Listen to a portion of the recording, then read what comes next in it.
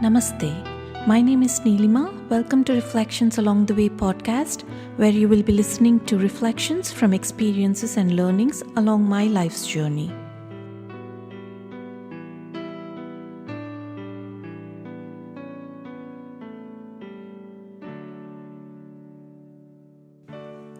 In the last episode, we reflected on what is self-realization and how a person of perfection who has self-realized lives his life.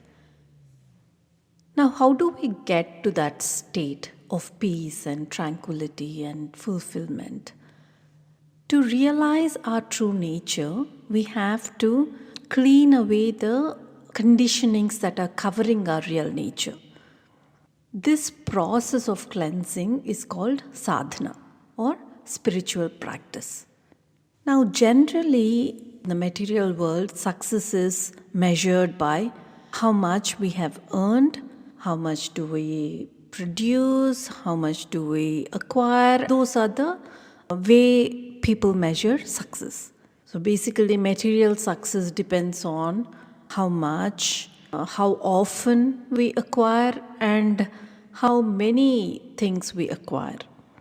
So most times, even spiritual seekers apply the same measures to determine how much they've progressed or how much they've achieved. And sometimes there's a habit of congratulating oneself based on the quantity. They feel satisfied with the sadhana that they have done.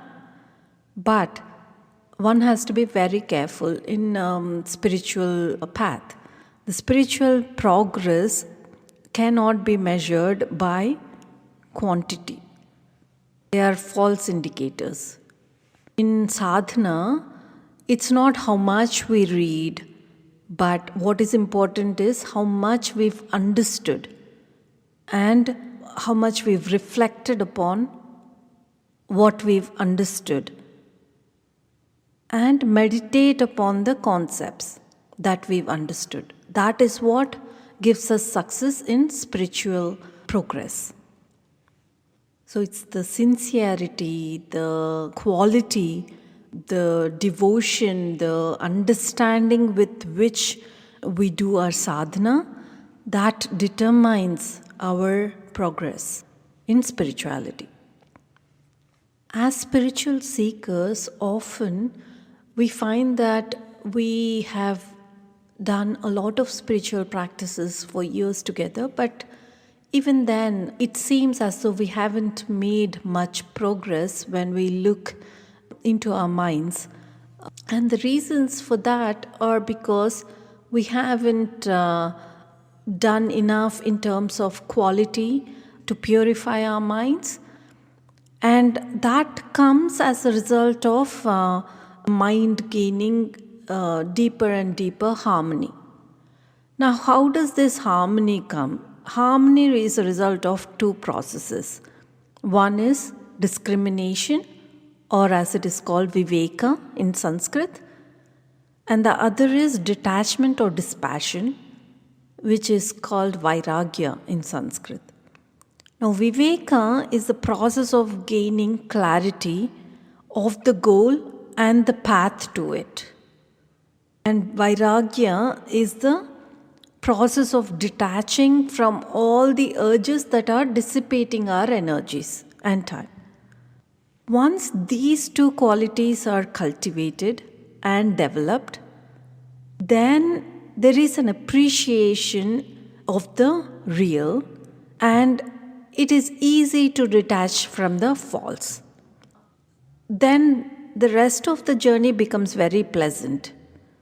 It might not be very easy, but it becomes pleasant because the discriminatory wisdom is there, with viveka being developed. And it is easy to detach from the urges that are dissipating our energies because vairagya develops as a result of viveka. A mind which is constantly rushing out to the world, into the world of objects, is full of desires and agitations. That state of mind is not conducive for contemplation upon the truth. When we withdraw the mind from the preoccupations with the objects of world, that quietens the agitations in the mind and prepares the mind for contemplation. When the mind is calm, such a mind which is calm is able to discriminate or distinguish between the temporary objects of the world and the eternal principle of life. It's able to discriminate between the changing and the changeless, the real and the unreal, the imperishable and the perishable. We all have discriminatory power, and we use that all the time in our lives. We can distinguish between good coffee and bad coffee. We can discriminate or distinguish between a loyal friend and a not so loyal friend. We discriminate all the time and make choices to buy things like buy a car, buy a house. We are using our discriminatory power all the time. Now, let's try to apply this discriminatory power to the spiritual field. We know that time is a product of mind, and it has no separate existence from the mind. We also know that Brahman transcends the mind. So therefore, Brahman cannot be bound by time. We may not have experienced Brahman directly, but we can intellectually have a conviction that it is timeless, it is changeless, and that its nature is imperishable. Once that conviction becomes stronger and stronger in us, then we get the ability to reject everything that is not permanent. So in that way, we can easily discriminate between the permanent and the temporary, the changeless and the changing, the imperishable and the perishable, and the unconditional self and the conditionings that are veiling the self. Adi Shankaracharya ji in Atma Bodha says that by the process of negation of the conditionings, which are known as upadhis in Sanskrit, with the help of the scriptural statement neti neti, which means not this, not this, the oneness of the individual soul and the supreme soul, as indicated by the great Mahavakyas, is realized. As seekers of the truth, we analyze our various upadhis, the body and the sense objects it perceives, the mind and its feelings, the intellect and its thoughts. And with the power of discrimination, viveka, we go through each one of these and we reject one by one, saying that it's not self. We reject even time, space, and causality because they are the perceptions of the mind and intellect. In this process of negation, not this, neti, neti, we realize that we are not these veilings, but the pure supreme self itself. Once our mind develops viveka and the discriminatory wisdom, detachment comes very naturally. Even in our daily lives, we experience this. For example, in our dream, we might have met a lovely person and you love that person dearly. But once we are awake, we cannot maintain attachment to that lovely person that we met in the dream, because that's foolish. The moment we are awake, we realize that the dream was false, right? So the mind effortlessly detaches from that falsehood of the dream.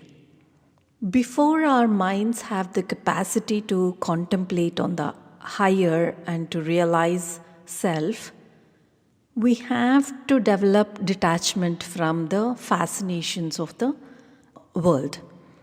And that detachment has to be at the mental level. We cannot achieve true detachment just by merely detaching at the physical level. but it has to be by maintaining a proper mental relationship to the objects of the world. We have to renounce from the infatuations of the objects of the world and rediscover our true nature within. Many a times this word detachment is misunderstood. Most people, without understanding properly, they have a sense of fear when they hear this word because they perceive as though it's a condition of living death rather than living life better and more fully. Some people use this word as a form of escapism to abandon responsibilities and duties. Every human being has a purpose in life, and we should use the world to fulfill it. In fact, the Hindu way of life prescribes that we live a life of dharma, that is, we do our duties and responsibilities.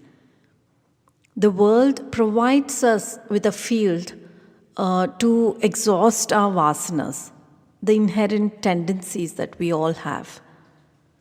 But while on this path of evolution, what we do is we get infatuated with the world of objects and with our loved ones, and these attractions distract us from our goal. The scriptures advise us that while remaining in the world, we develop and maintain the right relationship to it. Now, how do we practice detachment? We can start by questioning ourselves, like, who is my wife? Who is my husband? Who is my mother? Who is my father? Who was my father before I was born? Who was my husband before I married him? Why and how did I develop such attachment to him? Where was my daughter or son before I gave birth to them? Where was I before I appeared in this world? And all these questions, by reflecting on all these questions again and again, we develop detachment from the world, and eventually it leads to the question, who am I? Once we start such self-introspection, in ourselves we kindle this desire to seek the pure self. That is beyond all these objects of the world and beyond any attachments that we may cherish with other human beings. We can't just detach from the false relationships to the world without attaching ourselves to something higher. We need to substitute the detachment from the lower by attachment to the higher. So for this purpose, the scriptures give us plenty of advice to cultivate healthy contacts in all levels of our personalities. It guides us by saying that we have to associate with good people, we have to maintain noble and pure emotions, we have to study and reflect upon the truths indicated by the scriptures. Maintaining contacts with the higher values of life is called satsang. Satsanga in Sanskrit means good company. Satsang helps us to stabilize our sense of detachment, and it helps us to get rid of the delusions that we have in our minds because of our ignorance. Satsang is like a fortress we built around ourselves to protect us against the temptations that we have in our daily lives. Many things, people, circumstances will try to pull us away from our spiritual path. We might be very determined and we might have knowledge of all the scriptural texts and all, but there are high chances that we will be lured away from it through the influence of people with lower goals. Therefore, it's really, really important for a spiritual seeker to seek out the company of the good. As a result of the influence of this company, we are able to have this capacity to withdraw from all the temptations and attractions of the world and to find the calmness in the mind that comes because of dispassion. Now, another source of extreme attachment is our body. We all share a weakness, a common weakness, to pamper it. The body, no doubt, has its part to play, both in material and spiritual progress. But to spend all our time in merely beautifying it and trying to maintain its never-ending demands is detrimental to our progress. Now, the body has it's glorious as long as life exists. But as soon as the breath leaves it, even those who are very close to us, our near and dear ones, are repelled by it. So what it indicates is that the respect of the body is not because of the physical structure, how it looks. It is because of the life principle in it. So as spiritual students, we must develop a new relationship to the body. We should have the right attitude, which is to play in the world as a sport, to consider all activities as hobbies, but while doing that, we maintain a vision of the ultimate goal of any human existence, that is, realization of our true self. Even with all this knowledge, many of us postpone this deeper spiritual practice because we get entangled with the life's activities. In childhood, we waste our days in playing with toys and games. In youth, we consume our time with pursuing passions, lust. Our attachment with the toys is gone in youth, but we waste our time and energy by courting the objects of love. In middle years, we are very busy accumulating stuff for ourselves and our family. In old age, our mind is filled with agitations, being constantly worried over one thing or the other. This way, at every stage of our lives, we are constantly preoccupied with something or the other, which leaves us no time or inclination to turn our attention toward the divine. We cannot wait to be free from the worldly entanglements because that time will never come. So it's really foolish and absurd to wait to undertake the spiritual path. It is like waiting for the waves to subside before taking a swim in the sea. So, as spiritual students, to progress on our path, we have to cultivate mental dispassion towards the objects of the world, irrespective of which stage we are in life.